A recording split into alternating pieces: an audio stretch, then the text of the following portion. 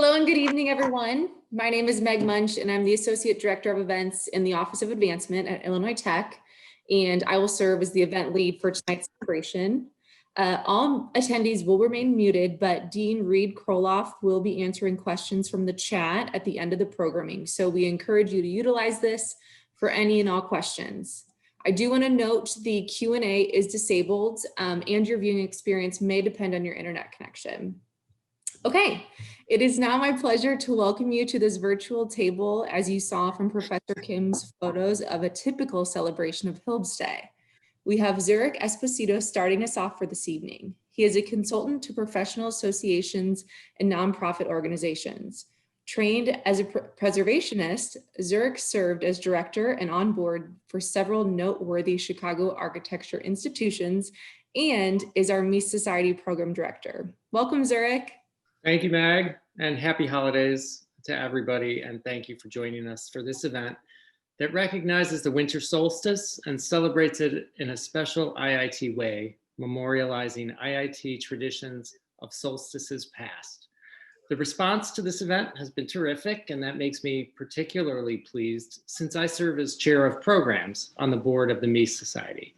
I essentially have the pleasure of working with other board members, IIT faculty and friends of IIT, and our wonderful executive director of the Mies Society, Cynthia Varanis, in developing programs and events that help to share educational experiences and the richness of the College of Architecture's past and its present in order to support its future.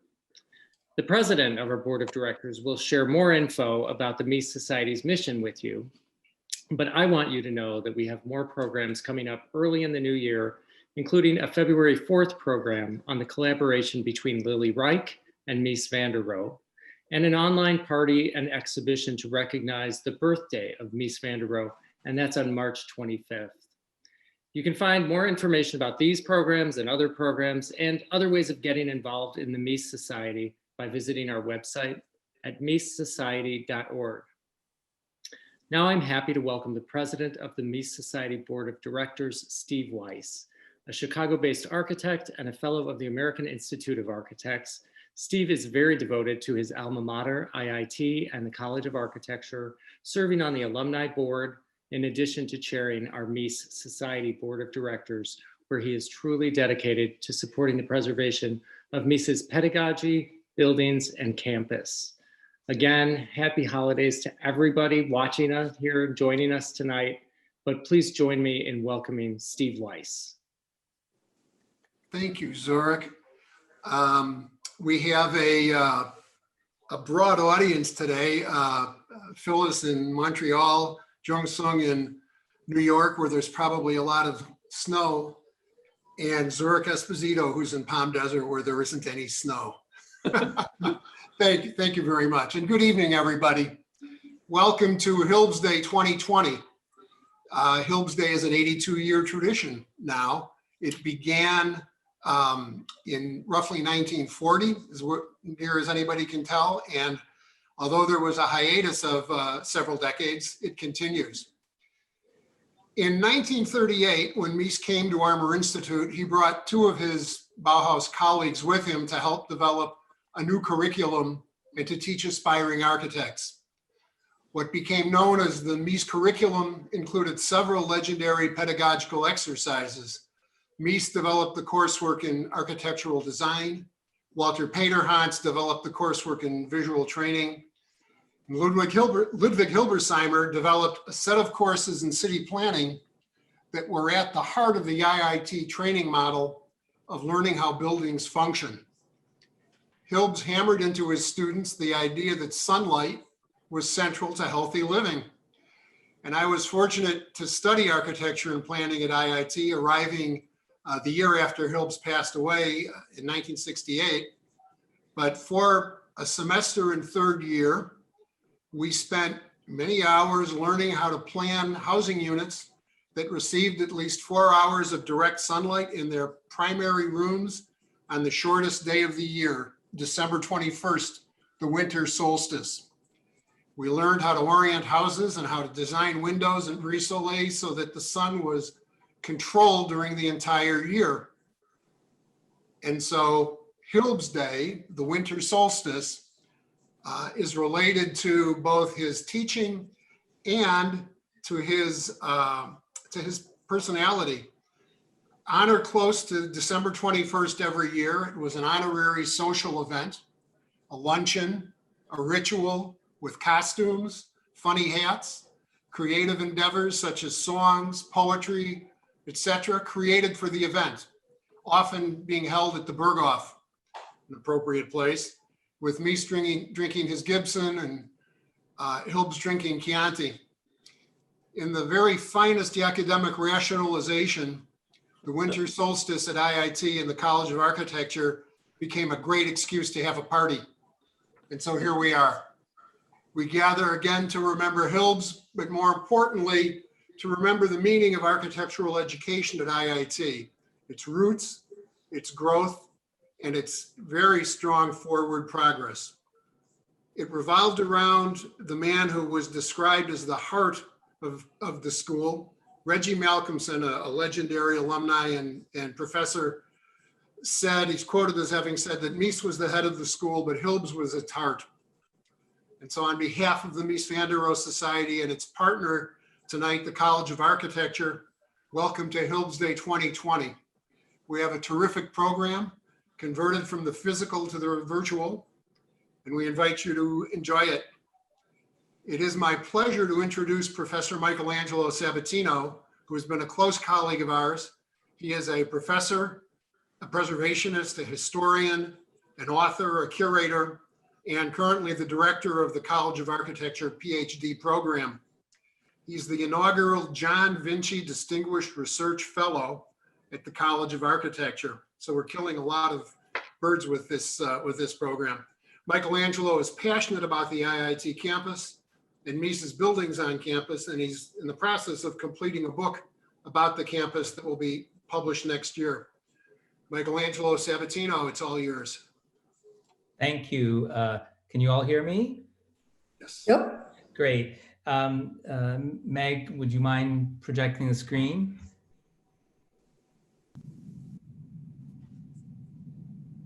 Thank you all for your kind introduction. In my very brief presentation for this evening, I wanted to celebrate collaboration, and I applaud Cynthia for her efforts in orchestrating the third edition of Hilb's Day. The idea was to broaden the scope of the Mies Society. Since Mies has his birthday party, we thought it was only fitting that Hilb's should have his party too.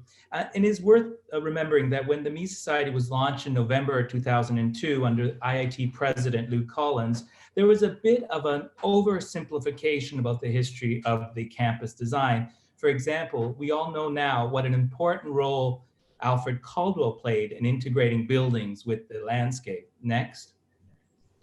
As a complement to the 1960s image that you all received on your invite for this evening's event of Hilb's and Howard Dierstein, I'm showing you a much earlier image taken in 1938 in New York of Hilberseimer, Howard, and Mies in New York. Next. It is worth recalling that after Hilberseimer's death, his visibility began to increase after the 1986 Centennial Exhibition celebrated for Mies at the original or the historic Museum of Contemporary Art, and also in our own Crown Hall. The publication of In the Shadow of Mies, Ludwig Hilberseimer, architect, educator, and urban planner by Richard Palmer, David Spaeth, and our own very own Professor Emeritus Kevin Harrington did much to broaden the understanding of IIT College of Architecture. Next. Here we see an image of Carr with the honey locust planted by Alfred Caldwell, aimed at bringing the beautiful irregularities of nature to bear on the smooth, planar surfaces of Carr. Next. Here we see a rare photo of the Carr Chapel model in its first iteration, taken by Bruno Conturato. And to the right, the only plan of the Carr tree planting scheme in which Alfred Caldwell is explicitly mentioned in the lower right. As Steve Weiss mentioned, this is all part of an ongoing research of a new book I'm editing with the contributions of 25 authors. It's going to be lots of fun, tentatively titled More Than Mies, the Illinois Institute of Technology in the South Side of Chicago. Next.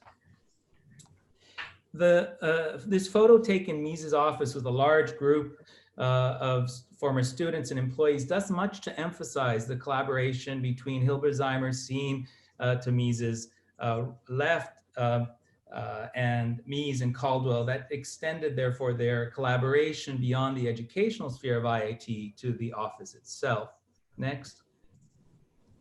Arguably, it was the design and realization of Lafayette Park in Detroit in the mid-1950s that epitomizes the collaborative efforts of Mies, Caldwell, and Hilberseimer, and is a true, I think, testament to IIT before multidisciplinary practices became a buzzword. They were doing it well before. According to Harrington, who heard it directly from Shipwright, it's also true that Hilberseimer's original scheme was abandoned by Mies in favor of his own more pragmatic approach to dealing with pre-existing site conditions. Finally, no. Next. This beautiful, amazing view of the tower, aptly named the Pavilion, is one of those startling images that remind us of their collaborative efforts. And then finally, I have 3 minutes, I think I've covered that. Since many of you have undoubtedly visited the Doshi exhibition here in Chicago at Wrightwood 659, I wanted to share this passage from Doshi's biography, Paths Uncharted, published in English in 2019. Doshi said, "Another time I surprised myself was when I met Ludwig Mies van der Rohe at the Graham Foundation office. He was sitting next to me. Suddenly, he turned to me and asked, 'Doshi, you have worked with Corbusier?' I said, 'Yes, sir.' Then he asked, 'How would Corbusier place his Ronchamp Chapel on the Madison Avenue in Manhattan?' Dumbfounded, I paused, then replied to him, 'Sir, how would you place your chapel at IIT on that hill?' All he did was smile. Thank you."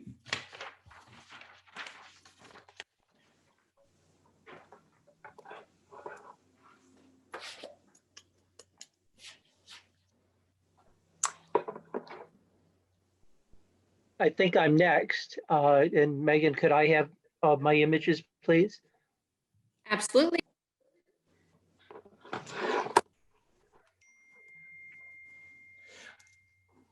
It is my honor to introduce our colleague, Kevin Harrington, who is now Professor Emeritus of History of Architecture and who continues to contribute to lively conversations in and outside of the classroom. Welcome, Kevin. Thank you, Michelangelo. It's a pleasure to join you this afternoon on nearly the shortest day of the year. And although the East Coast has gotten blanketed, we have had a dusting of snow in Chicago this morning. I want to begin by reminding all of us that Hilb's had quite a distinguished career before he got to Chicago. This is a portrait of Hilb's from 1912 by his friend Hans Richter. Hilb's would have been in his mid-20s when this portrait was made. Don't forget, Hilb's was a year older than Mies. He was born in 1885. And Hilb's had completed his education in Karlsruhe and had begun practice and was engaged in progressive or architectural ideas already before the First World War, although it's after the war with his association with both the G group that Mies was deeply involved in and then the Bauhaus, where we become better aware of his work. May I have the next, please? And this is the work that I think is of his European career that is best known. We've seen it over and over and over again. This is the city that Hilb's himself characterized as more a necropolis, that is to say a cemetery, than a metropolis, that is a place where people would live. But this is the standard, this in a sense is the standard view of Hilb's that even survives for many people up into the present time. But could I have the next then, please? This is not a view of Hilb's buildings with landscapes drawn by Alfred Caldwell. In fact, it's a drawing by Hilb himself from the mid-1930s, in which he's doing a project, that's the Spree River on the left, for the Berlin University. That is to say, he's already using the kind of good size scale settlement units for which we're familiar with already. And he's also starting to think about their presence in a landscape, in this case, clearly treed. So I show this to remind us that not everything that we think we know about Hilb's is actually accurate. It turns out he's been an exceedingly easy person to pigeonhole, and that has often been the way that he's been treated. Could I have the next, please, Meg?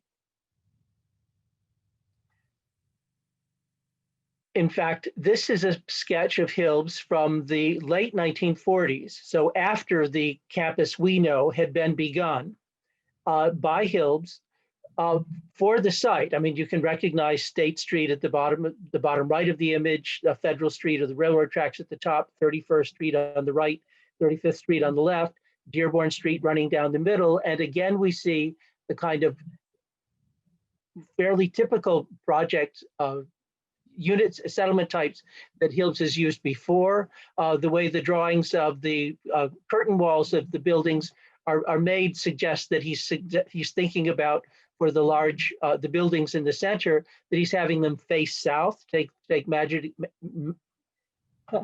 major advantage of the sun. And you can see as well the sketching of trees around the site heavily. So the Hilb's affected or transformed by Caldwell, again, is something that he's already taken on his own.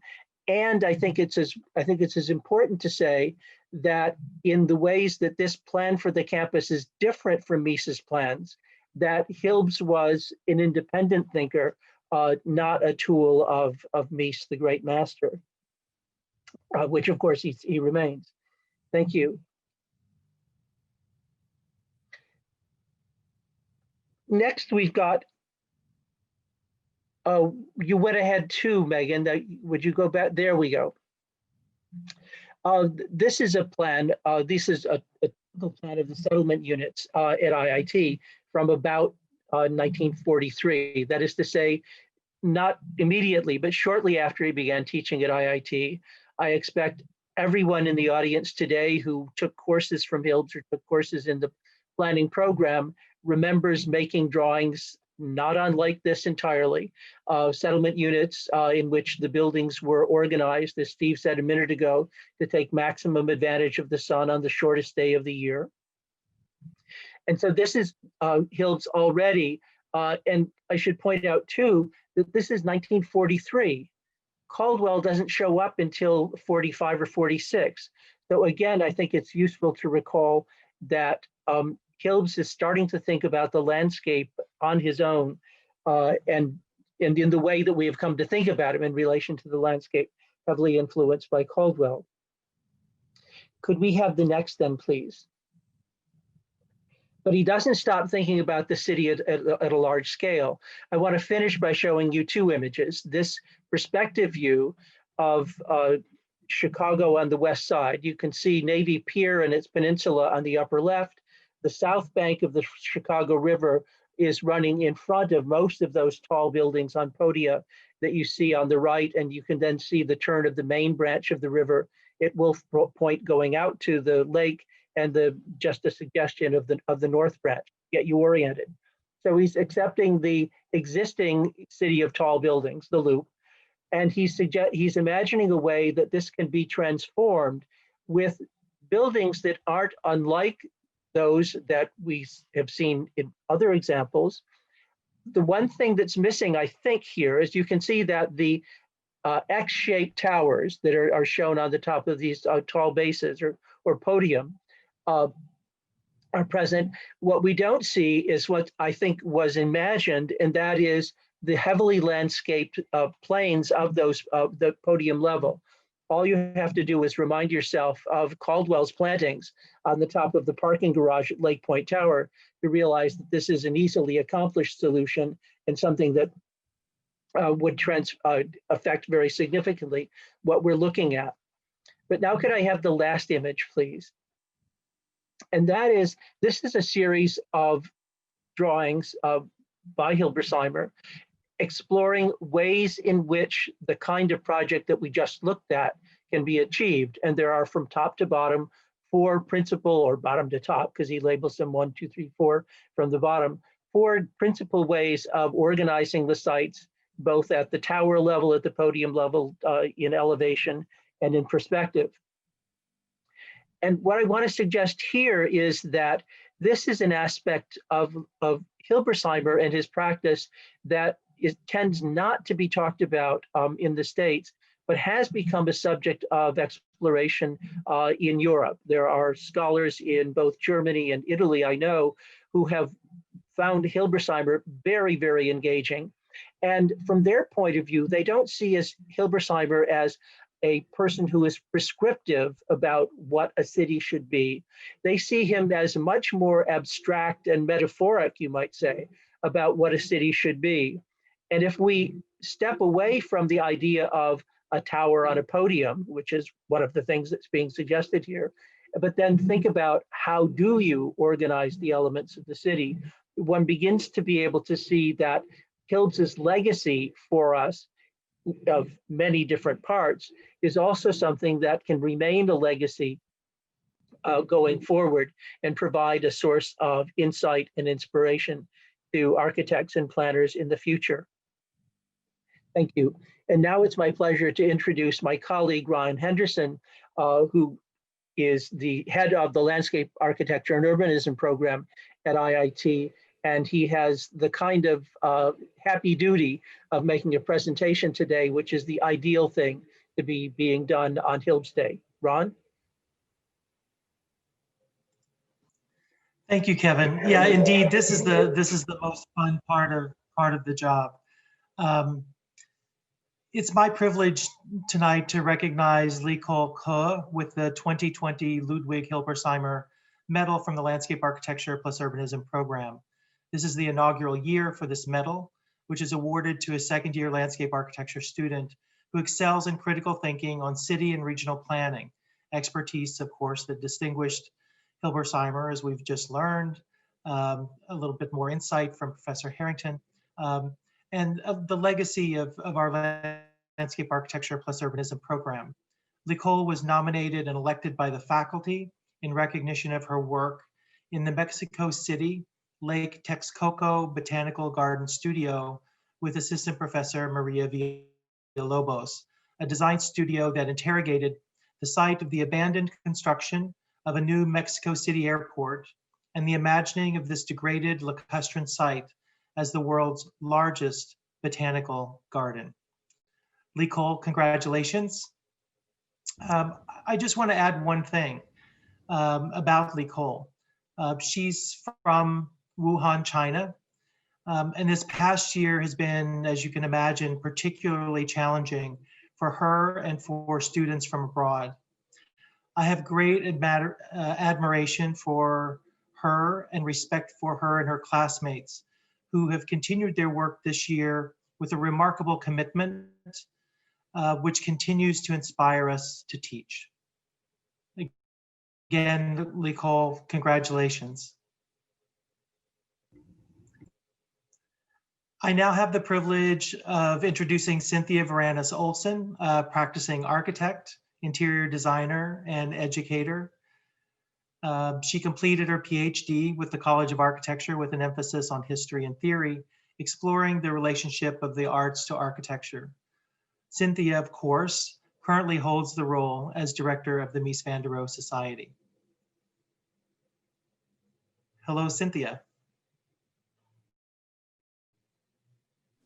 Thank you, Ron, and congratulations, Nicole. Tonight, we imagine ourselves in Carr Chapel. Spatial imagery and creative architectural design, we know has an impact on our reasoning, making sense of the world, and heightening our experience. Since my husband, partner Keith Olson Sr., alumnus 1970, shared his fond memories of Hilb's Day with me and Michelangelo and Steve Weiss, the Mies Society and College of Architecture have revived this tradition the past 3 years. The audience has grown from 20 people 3 years ago to 80 in Carr Chapel last year. And this year, I'm told nearly 200. Thank you all for being with us. I'd like to take a moment to thank our advancement team, especially Meg, Jason, and Dia, the Mies van der Rohe Society board, our COA College of Architecture partners for making this evening possible. And a special thanks to Madame Phyllis Lambert, our alumna, and the Canadian Center for Architecture, along with the Art Institute of Chicago, for their generosity in sharing their drawings for tonight's program. Carr Chapel was designed as a spiritual gathering place, promoting peace, inspiration, and unity within a technologically science-based university. Carr Chapel, 1952, by Mies, is his only ecclesiastical work as a building. It is fondly referred to as the God Box. The Mies Society, a membership organization formed in the early 2000s, is charged with preserving Mies's legacy and helps to maintain architectural integrity of his buildings on IIT's campus. The Society and its board helped IIT to raise attention and $2 million for the complete restoration of the chapel and worked with our stellar facilities team at IIT and Gunny Harbo, preservation architect, completing this phase of the work in 2012. As completed, the non-sectarian chapel is modest in planning and scale. It is a single one-story building measuring 37 feet by 60. Its end elevations are identical, although the glass on the east side is clear while that on the west is translucent. And you see the support is provided by brick bearing walls, which, like the steel frame roof, are fully visible from within. The plan echoes that of a basilica with 2 side aisles and a center aisle leading to the sanctuary when arranged. Mies's inclination toward refined materials employed with the utmost simplicity is evident. And in just a moment, I'll introduce alum Alex Carr, who will go into further detail about the materials and in particular, the very special curtain that you see in the background. But first, let me introduce alum John Vinci. John is a principal of Vinci Hamp, has an established reputation for excellence in the restoration of historic architecture and the design of new buildings. Mr. Vinci received his Bachelor of Architecture from IIT, is a fellow of the American Institute of Architects, and a faithful advisor to the College of Architecture and the Mies Society board. Welcome, John Vinci. I didn't realize I was first. I think Alex was supposed to be ahead of me, but all I wanted to do was make some comments, even as we already said. My memory of Hilb's is that Hilb's Day was not at the Berghoff, but at a restaurant called the Riviera on Wabash Avenue, which was a dingy Italian restaurant. And Hilb's ate there often. I mean, it was his place, and we would meet there. I only went once, I was very young, but it was memorable in many respects. Another interesting aspect is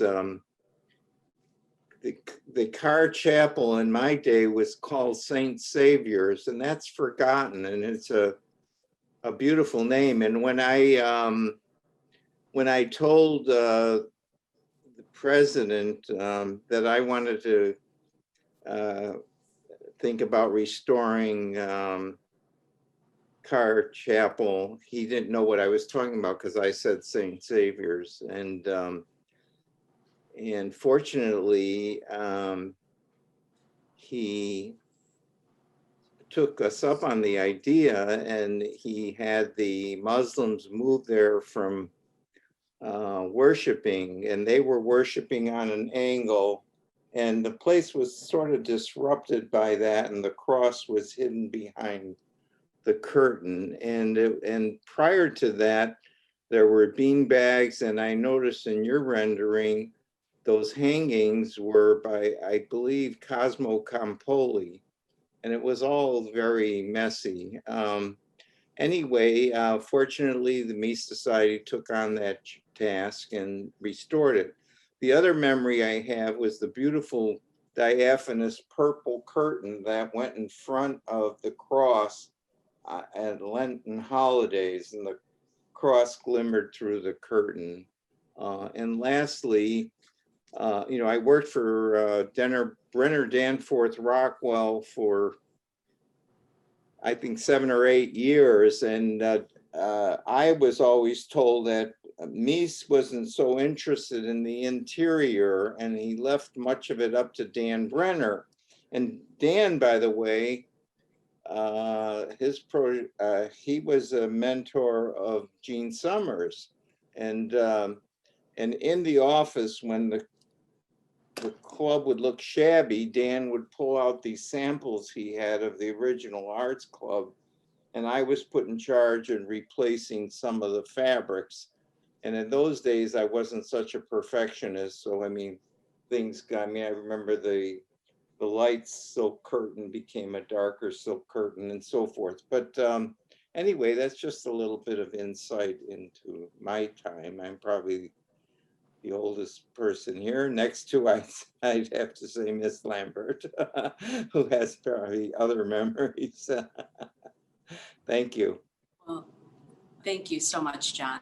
Wonderful hearing from you, and we love hearing about your memories.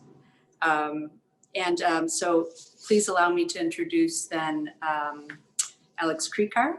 Alex completed his bachelor degree in 1991 and his Master of Architecture with the College of Architecture in 1994. His graduate thesis was guided by Myron Goldsmith and John Vinci as advisors. Alex is currently a principal of Vinci Hamp Architects and is a Mies Society board member. Please welcome Alex. Oh, thank you, Cynthia. I think that for some reason my visual failed here, but that's all right. Cynthia had asked me to say a few words about the Carr Chapel curtain design. And curtains played an important role in the architecture of Mies van der Rohe, more so in his earlier European work when he collaborated closely with Lily Reich, who you can see on screen. Lily Reich had worked at the Wiener Werkstätte and had collaborated with the architect Joseph Hoffmann prior to working with Mies in Berlin. There's a much longer discussion about the role that curtains played in Mies's work in terms of both symbolism and spatial definition in architecture, which we can hopefully have another time. But today I want to briefly talk about the curtain in the Robert F. Carr Memorial Chapel of St. Saviour and the role that Gene Summers played in this. As many of you know, besides being a project manager in Mies's office in the 1950s, Gene Summers became a successful architect after he had left Mies, and gradually also became an accomplished painter, sculptor, and furniture designer.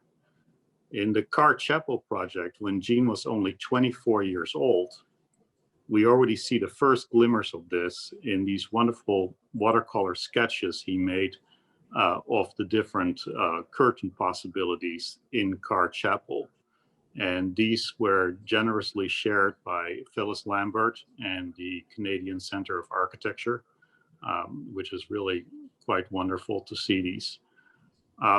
Given how little time we have today, I thought it was best to read you a passage from Gene's oral history, which discusses the design of the curtain for the chapel.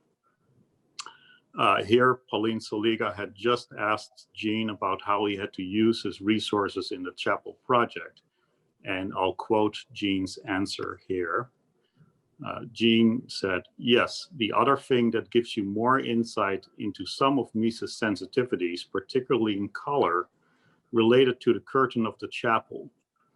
Because the price of the whole church was very little, I think the whole church cost $65,000 or $75,000. We had a natural shantung silk curtain plant behind the altar. This was 18 feet high by 30 feet wide, or 36 feet, I think it was. The color of the curtain hadn't been selected, so I talked to Mies about it. I said, "How do you want to do this?" He said, "Why don't you go down and get colors?" He had certain colors that were dyed in Switzerland. This is Chinese silk, raw shantung silk. There was a particular group of these that were done in Switzerland and had just beautiful colors. We used them a lot throughout the years that I was there, either in-house or even in collages and models. He said, "Get the biggest sample you can get." I remember he said, "Bring beige, bring black." There was also a kind of pea green. It sounds bad, but it was a beautiful green, very light, very subtle green. There was also a rose pink. It was a very nice color. There might have been about 5 or 6 colors. He said, "I will meet you out there with Bishop Conklin and we'll decide then what color." So the bishop comes out with Mies. I had quite large samples. They were probably 8 or 9 feet, pretty big. I had a ladder and I had them all set up. I put them back there one at a time. It was just great to hear Mies start his sales pitch. He didn't really know what he wanted himself, but he kept talking about this really great, colorful color. I could tell from the very beginning that Bishop Conklin liked the rose pink. It was beautiful. All of the colors were nice. We weren't going to do the black. This wonderful, beautiful, bright color that Mies kept talking about ended up being beige, pretty much the same color as the brick. I had several other situations just like that related to color with Mies the rest of my days there. It was nice, but I mean beige. So this was a small quote from Gene's oral history at the Art Institute. And it is fascinating to me to see how increasingly important the role of color became in Gene's life later on, especially when he collaborated with the artist Jim Dine at the Biltmore Hotel in Los Angeles, which he developed together with Phyllis Lambert.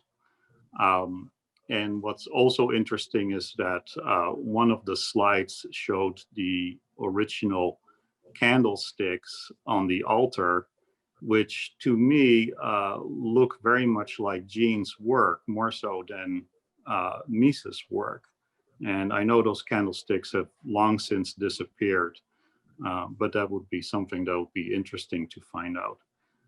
I hope I didn't speak for too long, but I'll pass the virtual microphone back to Cynthia. Thank you.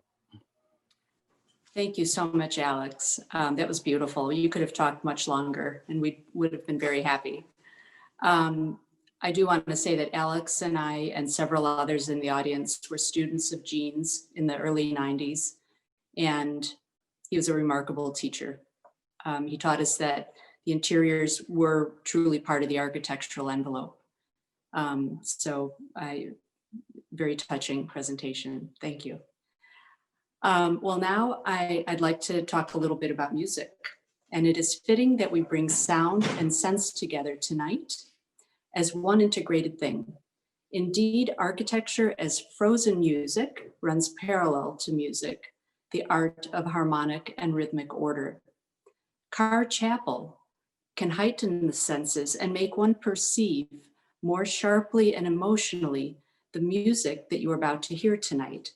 But at this time, when our students, faculty, and benefactors cannot be in Carr, there are still valuable experiences to be had online, providing a resource and inspiration to us all.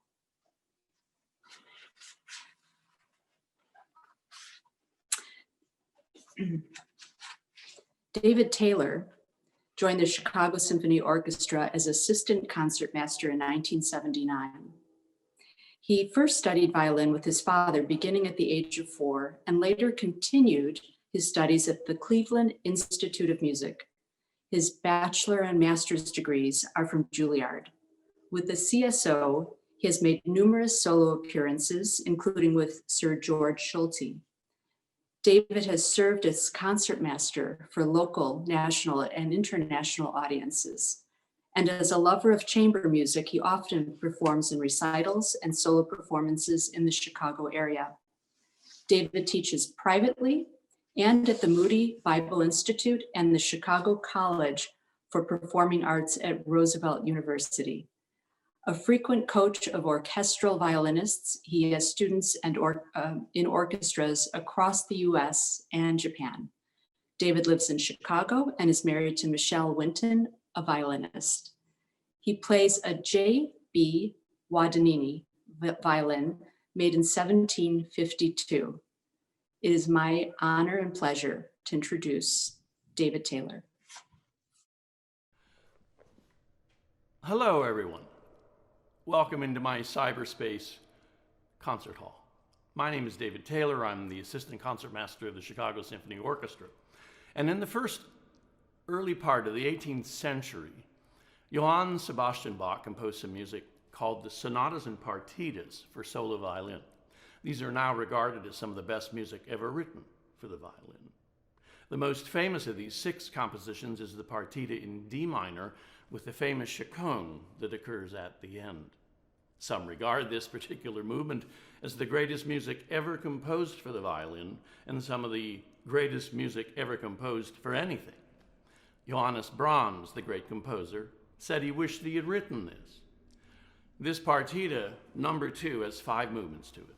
The first 4 movements are all dances, and they are called in order: allemande, courante, sarabande, and gigue.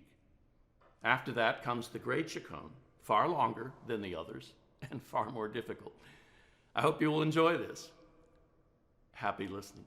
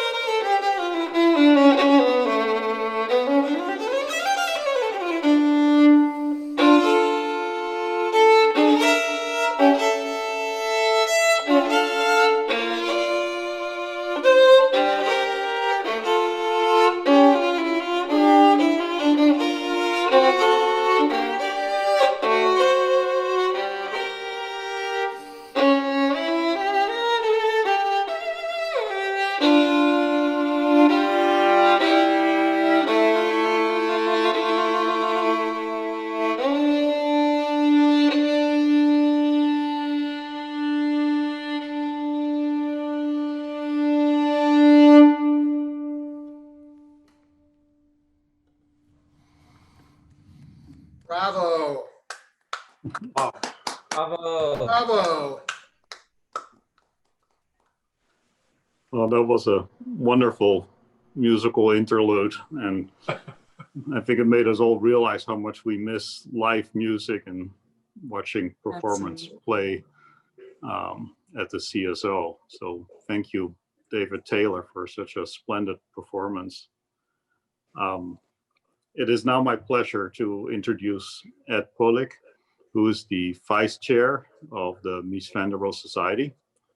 Ed is also the executive vice president of the real estate firm Draper and Kramer, and founded Waveland Partners LLC, a real estate asset creation and management firm.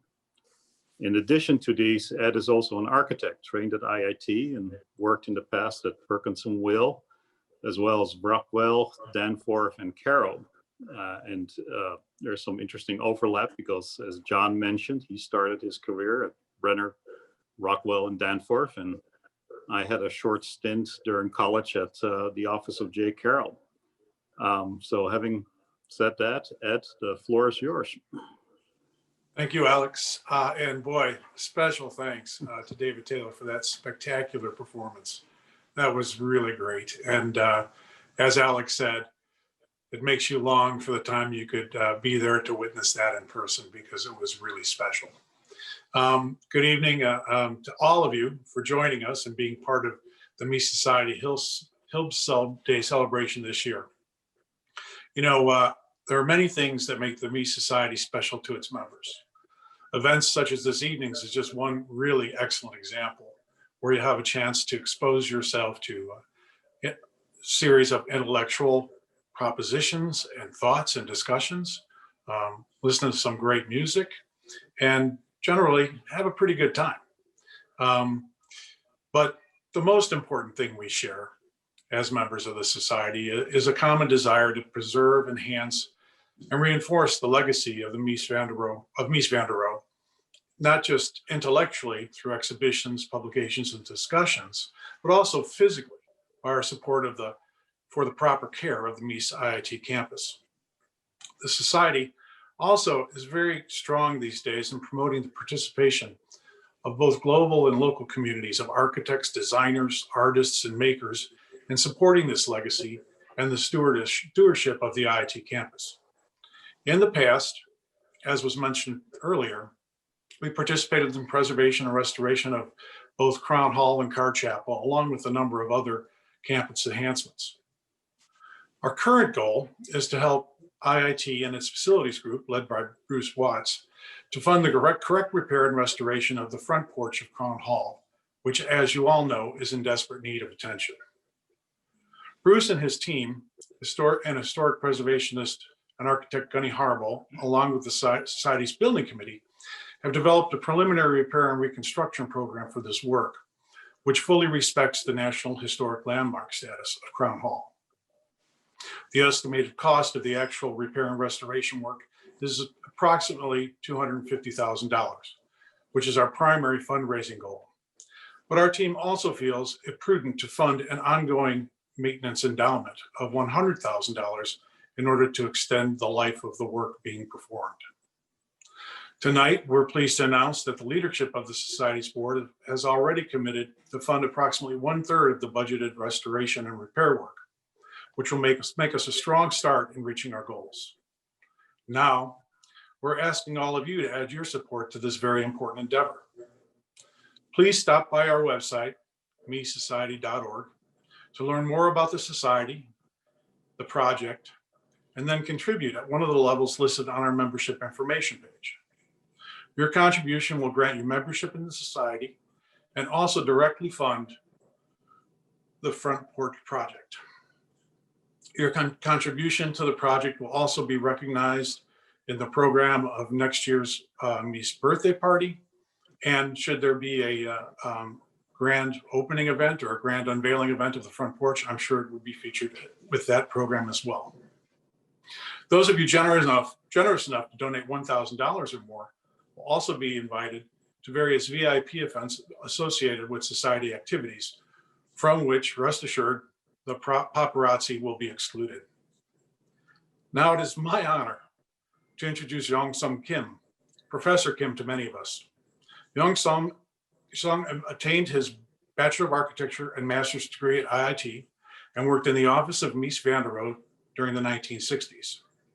He taught architectural design at IIT until 1978, at which time he formed the architectural design practice SAC International in Seoul, South Korea. He is an active member of the Mies Society board, and we are very happy he is joining us this evening. Professor Kim? Thank you, Ed, for your introduction. I'm greatly honored to propose a toast to Hilbs on this Hilbs Day 2020. I would like to preface by a few observations about the Hilbs, the architecture curriculum that Mies put together in 1938. I have a strong feeling, I almost feel it in my guts, that Mies probably would have solicited, and the Hilbs as well as pedants would have offered gladly their opinions on the framework of this new curriculum. I can almost hear Hilb's voice behind the, sort of a cryptic pillars of curriculum, structure as an architectural factor, space as architectural problem, proportion as means of architectural expression.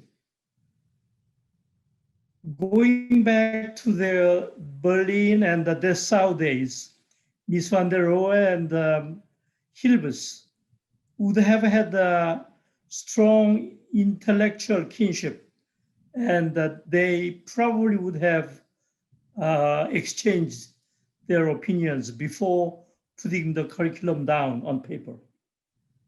Second point that I want to observe is that Hilb was physically as well as spiritually always present in Crown Hall. And he was always available to offer his wisdom to faculty or students when they were sought from Hilb's.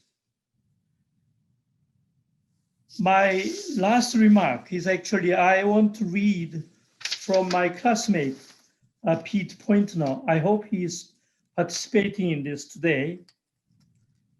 He wrote to Hilb's expressing our sentiment or our students. Thank you for provoking my mind and spirit, for guiding my efforts through a part of life in which enthusiasm too often outruns thinking. You have opened so many avenues to me and to many others, paths which lead to just a little better understanding, more effective action, less selfish and more sensitive affection in this process of living than would otherwise be possible. Friends, please join me in raising our glasses to Hilb's. To Hilb's. Now it is my pleasure to introduce Dean of the College of Architecture, Reed Kroloff. I want to thank everybody for coming this evening. This has been such an extraordinary event. I know that it would have been even more so had we been standing in the building, particularly listening to David's playing there and with the sonic qualities of a space like that. The rest of us just had to make do with the 3-inch speakers in our computers. But it still was a transporting thing. Michelangelo reminded me I looked like I had been transported right out of the room. David, thank you so much. I have to tell you that my first architectural client was Winifred Mays, Sammy Mays's widow. So I was baptized into all of that with a very good start. And listening to you today brought me back. I want to remind everybody that David was playing a violin today that's 22 years old, or 32 years older than the nation in which we are sitting today, just to give you a little sense of how these things stretch across time. But the timelessness of the music is a perfect complement to the timelessness of the architecture that Mies produced so many over and over again. My duty this evening, my happy duty, is to entertain a few questions. We're running a little late, so we'll try and keep this a bit shorter than normal. And I want to thank a few people afterwards, but I know Cynthia has a couple of questions for David. And so why don't we just start out with that first? Great, thank you, Reed. And we'll keep this brief. I thought it would just be interesting to know a little bit more and hear David speak about a couple of things. First of all, thank you, David. You played Bach magnificently, if I may say. I'm told that Mies's favorite classical composer was Bach. And I know that you told us how you selected the piece, but can you tell us about that violin? Sure. I've had this violin now for 7 or 8 years. J.P. Guadagnini was one of the great Italian makers. So this violin was made maybe 30 years after Bach wrote this music, which is a long time. It's in great condition. It's my privilege to play on it. And I'm one of the luckiest guys in the world because I actually played 2 of them, because the Chicago Symphony owns one by the same maker. And when I'm at the hall, I play that one. And when I'm at home, I play mine. So it's a pretty remarkable privilege. David, you've played in some of the greatest concert halls all over the world. So what is it like to play virtually? And by the way, the sound was magnificent. Well, it's of course. Or as magnificent as it could be. It's a very very different experience when you're, for example, I should mention to everybody that tonight's performance was recorded right here in my living room, but my friend Dave Gager out in Wheaton added the ambience of the Musikverein in Vienna on top of that. So that's my favorite concert hall in the whole world, and I've played there a number of times, and it adds a lot. But obviously, when you're playing for a live audience in a hall like that, it's an incredible experience. And we are performers, so we're used to sitting in front of living people and playing for them, and that adds a real dimension, which unfortunately is not the same playing for Zoom. At the same time, when you know that people are out there, you know, you still put forth your best effort because, you know, the music is the music and you have a reputation after all. But even beyond that, you know, even though you don't have a concert hall to play in, you're playing for them in their living room. So it's chamber music on a high level. And finally, David, if I may, I know you have a hobby, and connected with that hobby, what were your impressions of IIT? Well, you guys wouldn't know this, but photography is my other great hobby, which I spend a lot of time at. Recently, there was a video done on my photography, and I was playing the violin in the background, and Riccardo Muti, our conductor, who's now in Italy, saw it over there and called me up on a Sunday afternoon to tell me how much he really enjoyed it. But photography, I think all of the arts, as you all know, are sort of joined at the hip. I think there's a lot of common things about it, similarities. For example, taste and an eye for photography. I mean, you know, some things you either have or you don't have. And I'm sure that's true in architecture too. You know, there are those who are really gifted at it, who perhaps more naturally will do things than those who aren't gifted at it. But I think the arts are sort of joined at the hip that way. And I came down with Cynthia about 5 years ago to see the campus and saw Crown, went into Crown and photographed the insides, saw lots of models, you know, around, and had a great time shooting that. But it was a lovely space, the openness, the light, the transparency, the feeling of actually almost of being in an open field, even though you were inside a building. So it was a really fun day. And we were hoping to eventually do something down there on the campus. Carr would have been an interesting place to play, the chapel there. But you know, who could guess what would come? Who could know? Well, I think this means we'll have to invite you again. So thank you again. Oh, my pleasure. It was just beautiful. So I'll turn it over to Reed, and who would like to take a few questions. Thank you. Thank you, David. Yeah, you just signed up. So everything sounds great in Carr Chapel, and whatever you can play in Carr Chapel sounds even it would be fantastic. In Crown. So we would love to have you with us. And David, you're joined tonight, in addition to the group of folks who've all spoken already, by a number of other wonderful guests and distinguished guests. And I'd just like to point a few of them out, because we've heard mention of some of their family and who they are. Chandra Goldsmith is with us tonight, whose father obviously worked on a number of theses at Crown Hall, even with some of the people on this call.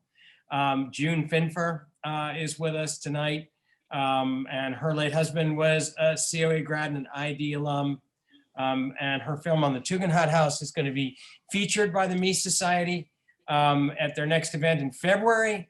So I hope everybody will take a chance to see that. We've got a number of deans in the audience tonight. Not that that's a really important thing, but they're there. And so I want to thank Lance Nick Brokop and Dean Savage for being with us this evening, and a number of faculty and professors and friends of the college, but no one more distinguished and no one more exciting than a real friend of the college and one of its graduates, and one of those people with a really good eye, and one of those people who are greatly responsible for slinging good architecture all around the country and around the world, and then having the good taste and the great responsibility of collecting it as an intellectual profession and storing it for all of us and recording it. And yes, Phyllis, I'm talking about you.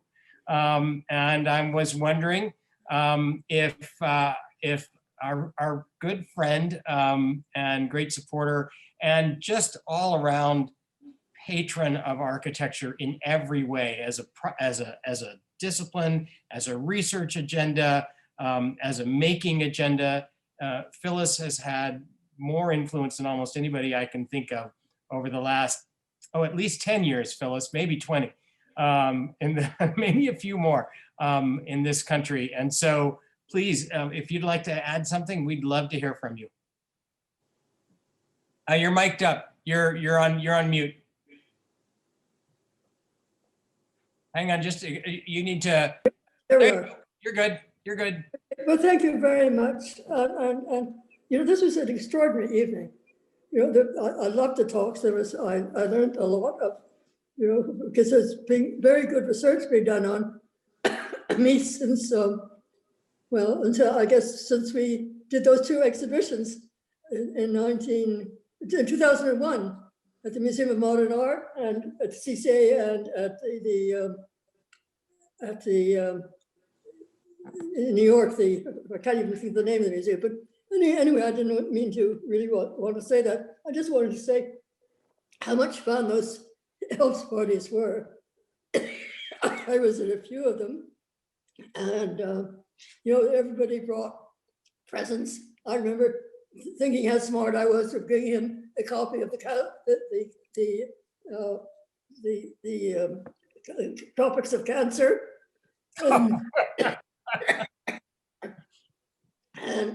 And I remember one fascinating issue that was when with James Spire, and this must have been at the end of the 60s, I should think, and he was saying that how terrible the computer was, that it could do so much harm, or could, you know, and I was arguing that it was up to the people who were working with it, and it wasn't the machine itself. But you couldn't imagine that at that time, and but they were great times, and I loved the photograph that Young-Sung Kim showed. That gave a sense of the atmosphere. So thank you for this really extraordinary evening, and I must say that I have rarely been so touched as by David Taylor's playing. It was just fabulous. So thank you. Thank you, Phyllis. Thank you for joining us. We've had Phyllis with us a couple of times over the last couple of weeks, and we're going to drag her out, whether she likes it or not, more over the next couple of months. So thank you so much for being with us today or tonight. And we have run over a little bit, so I think we'll maybe draw it to a conclusion there. I want to thank a couple of more people here, or offer a couple of more general thanks. First of all, to everybody at the Mies Society. We really, in the college, we are the beneficiaries of your work every single day. Every time we walk in and out of Crown Hall, we have the Mies Society to thank. And I know you're going to mess up our walking in and out for a little while, but it's all for a good cause.